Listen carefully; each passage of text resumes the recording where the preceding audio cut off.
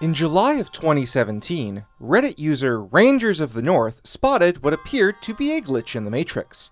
By standing in a specific spot on the southern edge of the Bridge of Hylia, Link's cell shading appeared to disappear. Intrigued by this bizarre bug, the internet quickly went to work testing all sorts of pieces of clothing to see what they would look like raw, with fairly interesting results. Besides just that, it also seemed like several items became bugged. The remote bombs lost their iconic blue luster, and big elemental weapons like the Great Flame Sword had their normal fiery aura reduced to nothing more than a soft orange glow. Glitches like this are fascinating because they let us peek behind the curtain to get a glimpse at some of the inner workings in our favorite games, and that's especially true when that game is a giant modern open world game like the Legend of Zelda Breath of the Wild. So, news of this glitch naturally spread from news site to news site, with every comment section underneath trying to theorize exactly how something like this could even happen in the first place. The most common explanation seemed to revolve around Link being in some sort of hole, which somehow wreaked havoc on the game's engine?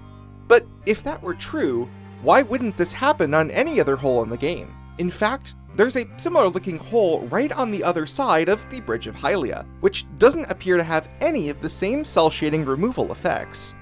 More eagle-eyed observers noticed that if you look very carefully, you can see what appears to be two different windows that the glitch appears through, causing some to think that this is some sort of game optimization gone wrong.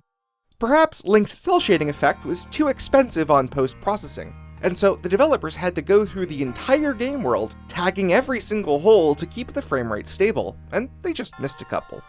Or maybe it's some sort of script that's running every frame trying to apply cell shading to Link, but it just gets the math wrong in this one specific place for who knows what reason. Without a definitive answer, or an update from the developers, things quickly fizzled out, and it now remains one of those small mysteries that plagues the game even today. But believe it or not, this small glitch actually has an extremely concrete explanation, and one that reveals quite a lot about the complexities of building any large open-world game, and also the way that modern game engines do their lighting and graphics. Getting the large, expansive outdoors of Breath of the Wild to render in the palm of your hand is no easy task, requiring dozens of very clever and advanced graphical techniques, and it's in the details of how these different techniques come together that essentially makes this glitch possible in the first place. Now, in order to understand it, we'll need to take what is essentially a whirlwind tour of the last 20 years of computer graphics research, and learn exactly what we need to learn in order to get to the bottom of this. Thankfully, all of these details are extremely fascinating once you start diving in deeper, and I think it's a good introduction to some of the technical challenges that face any modern open-world video game. So today, let's finally figure out how Link's cell shading just disappeared in The Legend of Zelda Breath of the Wild.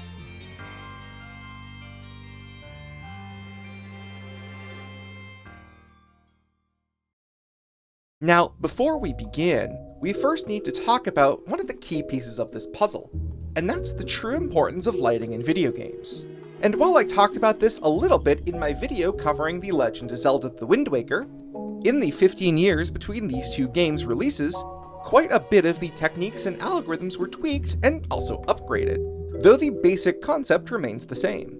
Link's mesh is made up of a lot of little triangles, and by detecting the angle that each individual triangle is facing, and comparing that with the direction of the light coming from the sun, we can determine how much light is received at each individual point. And with some small amount of extra math, we can then create some sharp bands. If the triangle doesn't get enough light, it will be in complete shadow, but if we have just enough light, it completely brightens up. And it's this effect that forms the basis of what's known as cell shading. That's not to say everything's the same though, there's plenty of new tricks added. First off, rather than do this math just once for every triangle, we now have the power and potential to do this lighting at every single pixel in the final model, independently. And rather than limit the game to just one set of highlights and shadows, and one direction of light, Breath of the Wild's engine added support for multiple different bands of color from multiple different light sources. Stand next to a lantern at night and you'll even see a sharp orange glow light up Link's face, alongside the white light coming from the moon. And, in direct sunlight, it's clear that some extra texture has been added, you can see some extra wrinkles on Link's clothing, along with a bit of stylized sheen on Link's hair. But perhaps most obviously, to help Link pop out from the background, a third, extra bright highlight nearly outlines the entire character. This rim highlight, as it's known in the game's code, even changes directions as the camera swings around, as it's not really shading with respect to any one light source. It's more of just a subtle outline to help different characters pop out and become more readable against the landscape. And it's at this point that I really want to take some time to emphasize how important lighting could be to a game's visuals and its design. Certainly, tricks like these rim highlights often play a crucial role in making things readable at a distance, but even just the basics of highlights and shadows are absolutely huge tells in helping to clarify and accentuate fine details. And here, I'll prove it to you. Here I am, just in the middle of a boring field, somewhere completely uninteresting in the world. There's no fancy lighting, it's just mid-afternoon, and the only light source is the sun. So imagine what you think this would look like if I just took the sunlight away and showed only the basic textures for each model. Did you imagine it would look something like this? In various places online, I've seen a lot of discussion about games that have aged well. Games with visuals that somehow withstand the test of time. And it's often a common refrain that the ones that have aged the best are those that have stylized graphics. You know the ones. Jet Set Radio, Wind Waker, Okami, Katamari Damacy, Team Fortress 2, and I could go on. These games, and games like these, all rely on strong, simple colors, some basic cell shading, and a rather cartoony aesthetic for their art direction. And, in my opinion, it's true that these games have aged quite a bit better than most. But just as often, I've heard people bring up games like Half-Life 2, or Metroid Prime. Games that, while having some amount of stylization in their art, clearly went for an overall style that's far more realistic than just solid colors and outlines. So, what do you think makes the difference? These games might not have had the highest resolution textures. In fact, the texture quality is kinda low to our modern eyes if you get close, and neither one required the most expensive GPU hardware at the time. But they both did a lot to advance the state of game lighting. Half-Life 2 in particular was a pretty monumental release for its time, featuring a well-hyped physics engine and some dynamically morphing worlds. But according to the teams themselves, their single greatest achievement was the game's brand new lighting system, internally known as VRAD. This system generated what was known as baked lighting, or pre-generated lighting data that could be placed across the terrain just like normal regular textures. And because it's just stored as textures in the game's files, I can actually show you footage of Half-Life 2, and then compare that with footage of just the lighting data on its own, and crucially, footage of what the game would look like without it. Now, this kind of baked lighting approach is nothing new, and we can see it all the way back in some PlayStation 1 games. Specifically, Ridge Racer Type 4, another remarkable example of a game that achieves a well-aged look simply by paying close attention to lighting more than anything else. And I think it holds up quite well, especially compared to other games that came out around the same time. There's a lot of things to get right when designing and making the lighting for each scene, and Ridge Racer Type 4 shows a variety of different scenes. The murky grays of an overcast harbor, the electric blue street lamps on a nighttime highway, and my personal favorite, the orange twilight when coming out of an underpass tunnel during sunset. Each one of these scenes likely had unique challenges on the art and the technical side, and I'm quite sure a lot of this wasn't just baked, but tweaked manually by hand. Also, can I quickly point out the fog here to try and portray depth? I think fog can get a bad rep as being sort of a hack to try and mask render distance issues, and while there totally was a lot of that in older games, here it seems to be an intentional part of the art style to try and make the world seem larger. Like, this fog isn't hiding anything, it's actually emulating a real phenomena that happens during sunsets known as atmospheric scattering, and it's genuinely impressive for me to see a game this old get so many of these fairly intricate details right. Though, because baked lighting is effectively just a texture stretched across the entire level, it doesn't tend to do a very good job capturing details. And this is actually one of those things that the developers of Half-Life 2 were able to fix with their VRAD system. By rendering out not just one, but 3 separate baked lighting textures and combining them together in the shader, they could achieve higher quality baked lighting able to accentuate finer details, helping players navigate fairly large levels. The Vortigaunt caves in Half-Life 2 Episode 2 are a great example of this, since they're tiled with the exact same rock textures throughout the whole level, and the extra detail from lighting is literally the only way that players can tell if the walls in front of them are nearby or much farther away. Again, if we turn off the lighting in the game, it immediately becomes so much more difficult to tell what's actually going on. So it's kinda like the developers were doing their level design on hard mode, making their level with a single texture and relying solely on clever use of their lighting engine to make sure that players could understand the twisty nature of these caverns and how to progress forward through them. And this is actually the real reason I think cel-shaded games tend to age quite a bit better. Not because the more cartoony aesthetic is inherently superior, but simply because you're always playing on this hard mode. The final game won't have that many textures, so all that's left to do is focus on the lighting. Like, if the cel-shaded game you're working on just looks bad, well, it can't be the textures, so you're gonna have to fix the lighting. So, as a complete side effect, you end up focusing on the details in the game's looks that matter the most. Art direction absolutely matters, but I don't think most gamers have ever noticed the huge importance of good quality lighting, and honestly, I don't think most developers fully realized this until well into the mid-2010s. Now, you might be wondering what any of this has to do with the glitch in Breath of the Wild, and to that, I have 2 answers. The first being, well, I kinda just want to talk about it, but second, it's actually very related. The cel shading glitch in Breath of the Wild happens specifically because of a quirk in how the Zelda team built this game's custom engine. In order to help players navigate the gigantic overworld, the game, by necessity, had to include a modern, sophisticated lighting engine, despite the game being just cel-shaded. And other parts of the game's design meant they had to do it the hard way. Baked lighting is just not feasible for Breath of the Wild because of how dynamic the overworld can be. As day turns to night, or as sunny skies turns to rainy weather, all of the game's lighting needs to shift as well. Think about it, when the bright yellow sunlight of the day changes to a pale blue moonlight at night, it's not like the individual models and textures making up Link's face change. Instead, all that's changing is the amount and the color of the light that Link receives. So in order for the game to have a day-night cycle, it can't use anything pre-rendered. And while some games can work around this by storing multiple copies of the lighting textures and blending between them, the massive size of Breath of the Wild's overworld makes that very impractical, as it would require the developers to include terabytes of lighting data. So, one of the major technical hurdles for this game was to come up with a lighting system that would give a result that looks as good as baked lighting, while still being generated in real time on a handheld system, handling different times of day under all the various kinds of weather the world can find itself in.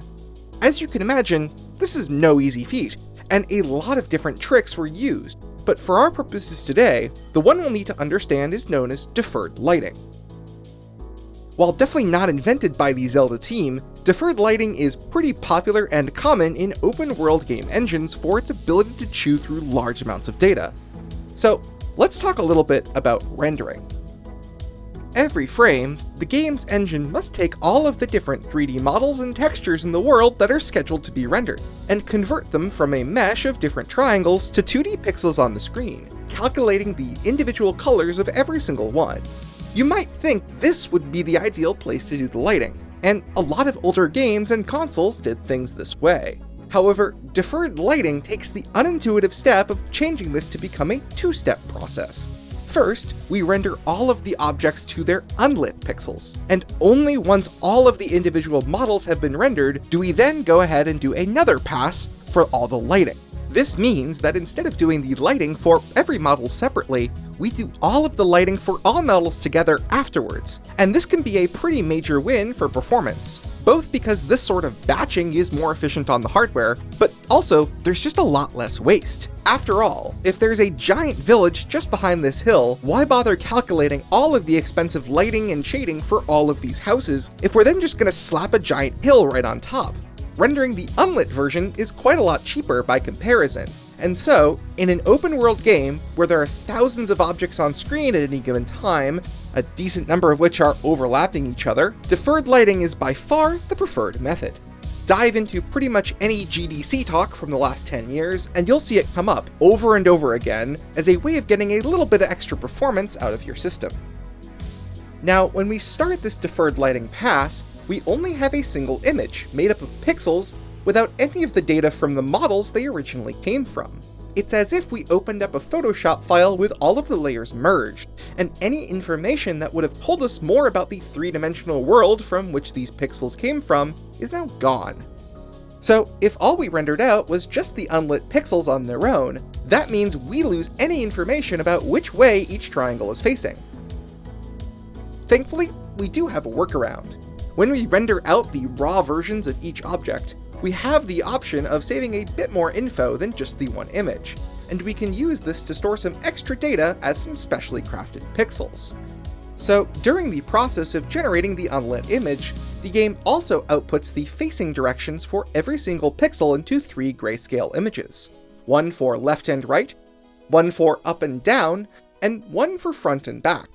With these 3 pieces of information, and some simple math, this is all we actually need to compute some very basic lighting for the scene. And normally, there's also a small optimization made where these images are tinted red, green, and blue, and added together to combine them into a single image, which you might recognize as something called a normal buffer, or sometimes a normal map.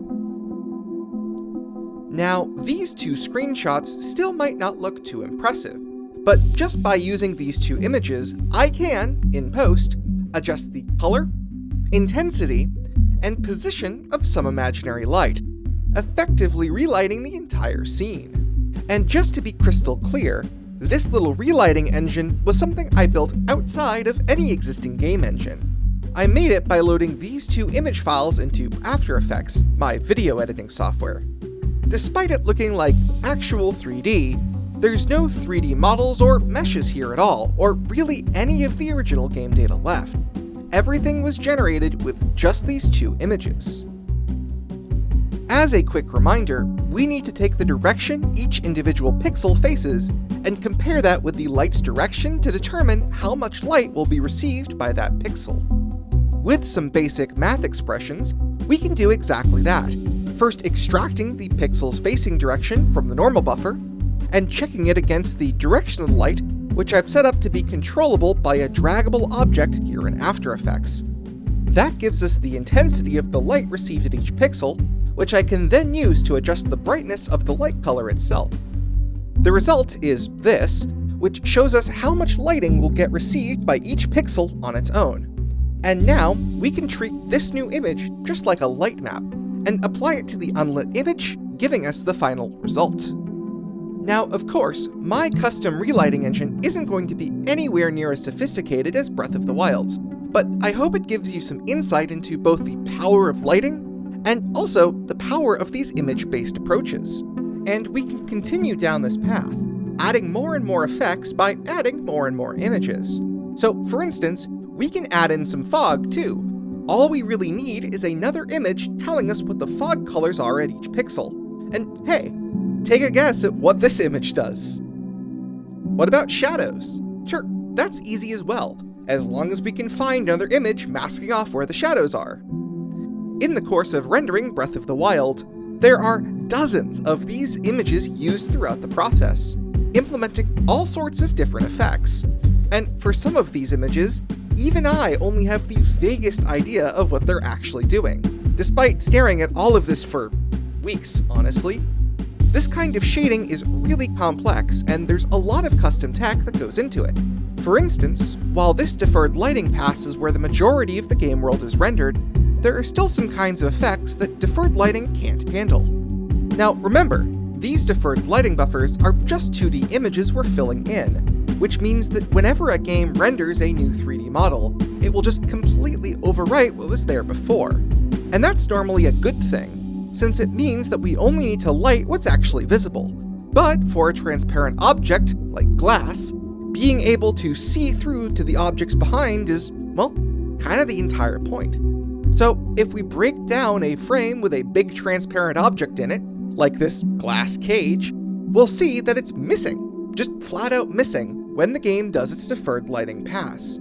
Instead, if we chase it down, we'll find that it's actually being drawn much later on. Transparency can be expensive because, by necessity, we need to apply lighting to the same area of pixels twice. Once for everything behind the transparent object, and once for the light reflecting on the transparent object itself. So modern games often try and minimize the amount of transparent objects on screen, and try and simplify the lighting those transparent objects can have.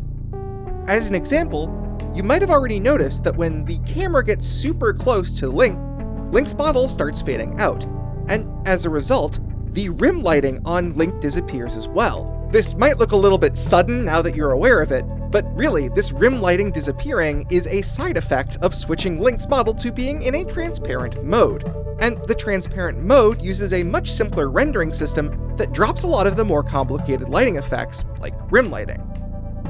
As lighting technology gets more and more complex, transparent objects just tend to be too expensive to handle these days, and so they tend to not really exist. However, there's one big exception to this rule. There exists, in this game's world, a semi-transparent object that's extremely ubiquitous throughout the whole game, and one which can often take up a large chunk of the screen: water. While previous games like The Wind Waker had screens filled up with water, that game's water was opaque, and there was nothing to render under the surface. But in Breath of the Wild, lakes and ponds are everywhere, and light needs to illuminate not just the water's surface, but also the marshlands, ocean reefs, and treasure chests that often show up below. And doing this efficiently required some pretty clever optimization. Before the water surface itself is rendered, the game will first do a special pass of deferred lighting just for the underwater objects, and this pass happens at half resolution. The water's surface itself will later use this render, but since the pixels are distorted using a displacement map, it can actually get away with the underwater bits being at a lower resolution. This means that deferred lighting is actually run twice, with the first time being for just the underwater objects and run at half the normal resolution, while the second time later on handles everything else at full 720p. One of the complexities of modern games and their graphics engines is not just rendering each individual object, but thinking more about the details of how the different passes and images work, and how they connect together. Even after world rendering and lighting is done, the game still has a large number of passes to go before the frame is considered finalized, adding on things like the sky, the clouds, particle effects, lens flares, bloom, the UI, and of course, a final stage of color correction.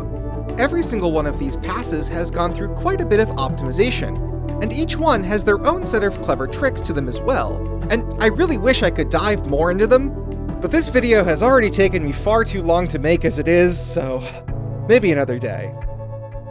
Now, we still haven't talked about how the cell shading actually happens, but with deferred lighting and our combination of images, it's a lot easier to see how to do it.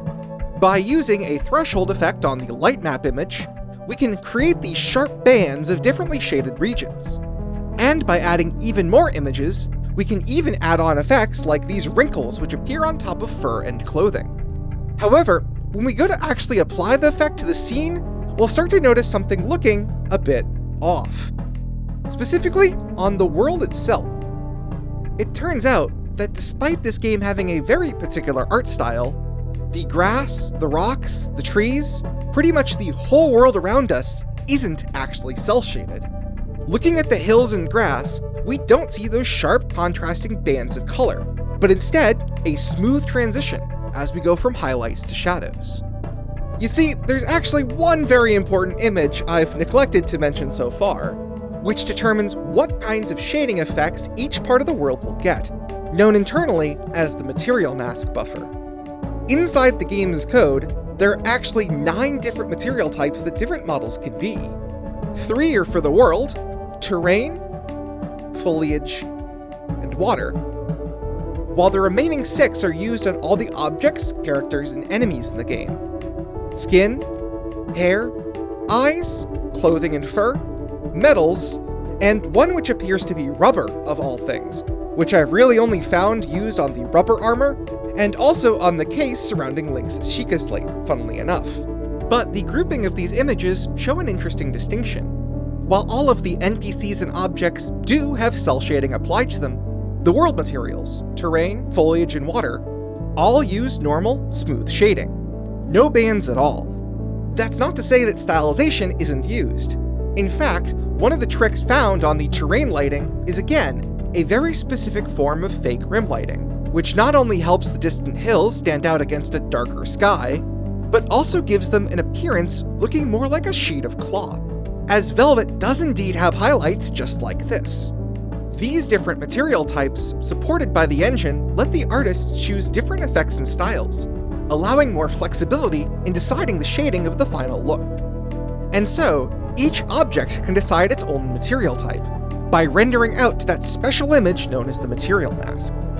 Deferred lighting in Breath of the Wild actually happens in 9 separate passes, rendering out 9 separate images for the different material types, before combining the results all together.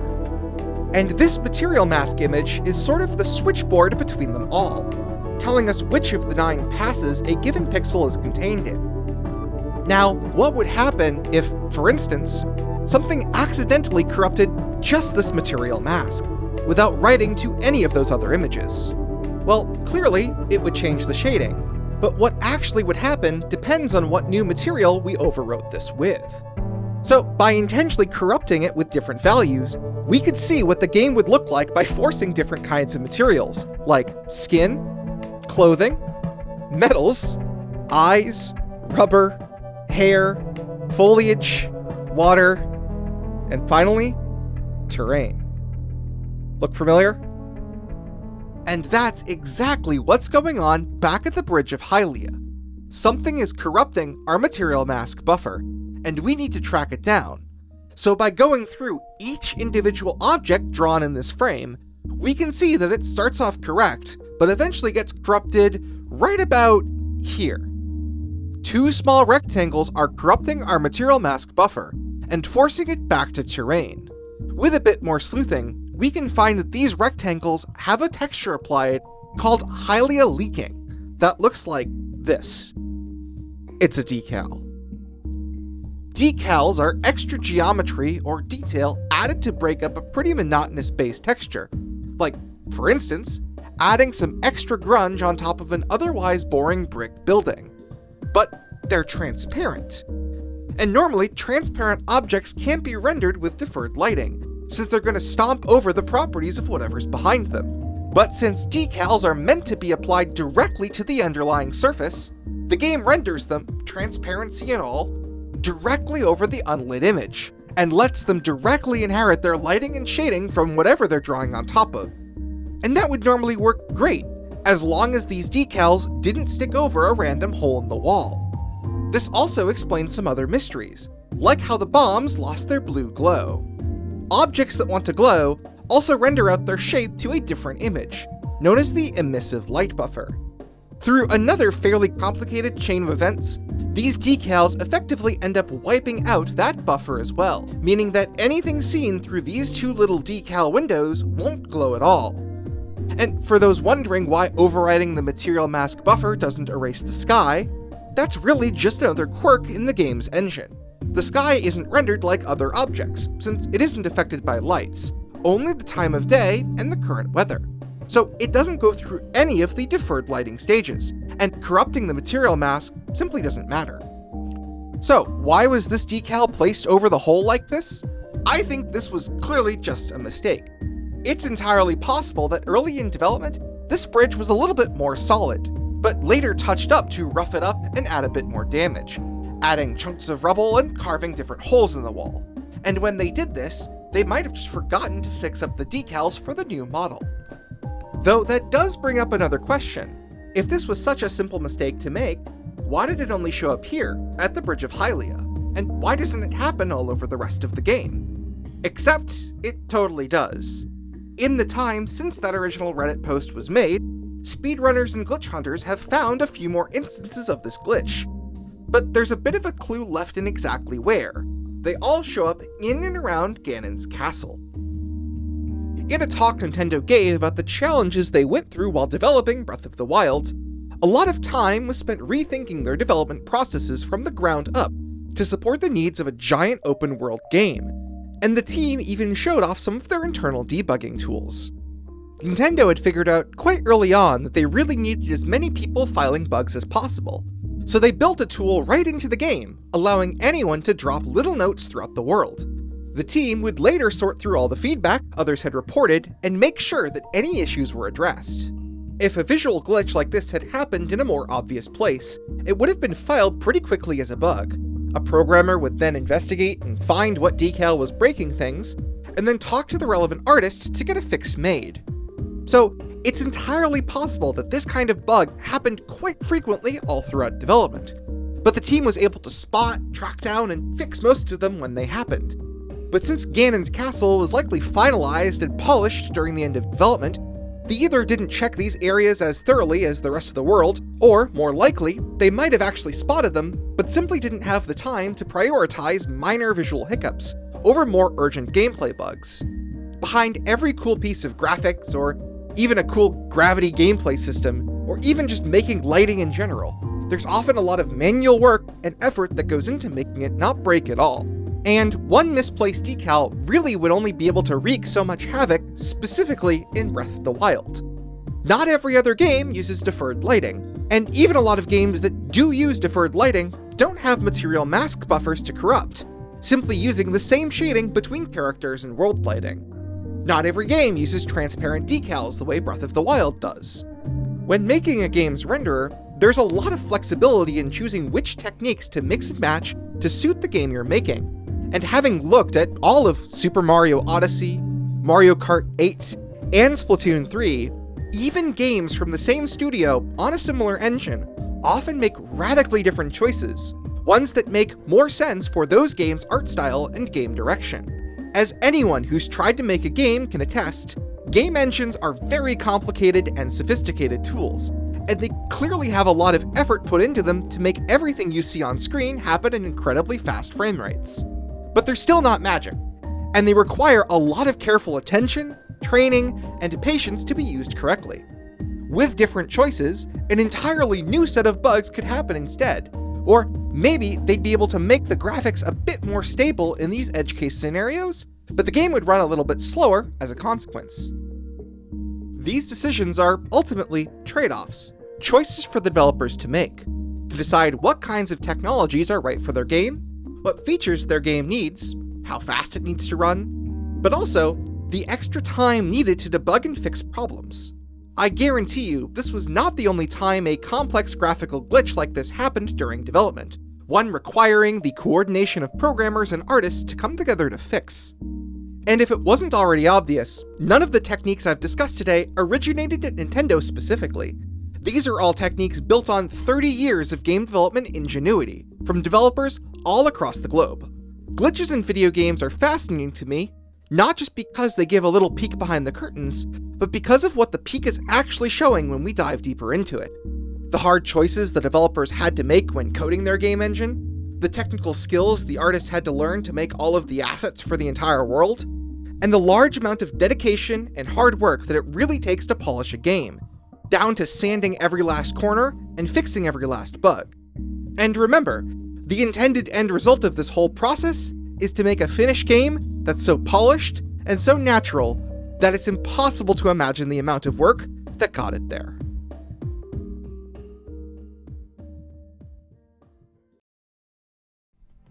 Hey there, thanks for watching.